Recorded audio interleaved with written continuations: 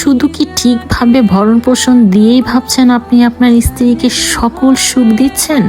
আপনার স্ত্রী আপনার কাছে ভালো আছে? এর বাইরে কি কখনো খোঁজ নিয়েছেন আপনার স্ত্রীর মানসিকভাবে কেমন আছে?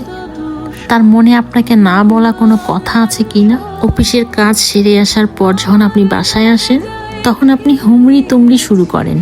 অনেক কাজ করে এসেছেন, ক্লান্ত, অথচ মেয়েটি সারাদিন আপনার সংসার, আপনার সন্তান সামলেছে, আপনার জন্য অপেক্ষা করেছে কখন আসবে, আর হাসি মুখে তার দিকে তাকিয়ে দুটো সুন্দর কথা বলবেন।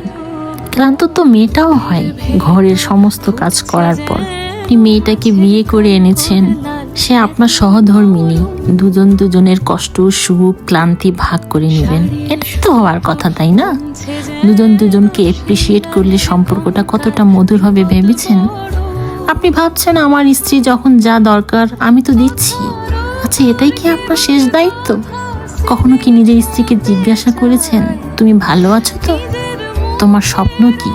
তোমার পছন্দের রং কি? তোমার কোনো কিছু না পাওয়ার কোনো অভিযোগ আছে কি? আপনার স্ত্রী কি মন খুলে আপনাকে সব কথা বলতে পারে? নিজেকে প্রশ্ন করুন, একটা বার স্ত্রীকে জিজ্ঞাসা করুন, তার মনের কথা শুনুন। বাঁচার জন্য মনের কথা শেয়ার করা খুব দরকার।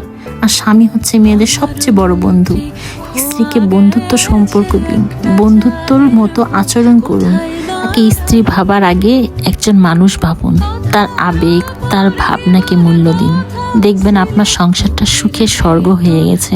আল্লাহ পাক স্ত্রী নামে নারীটাকে আপনার জন্য দুনিয়াতে পাঠিয়েছে। সে আপনার জীবনের হালাল সঙ্গী, তার মাঝে আপনার সকল রহমত বরকত নিহিত। তাই তাকে ভালোবাসুন, সম্মান করুন।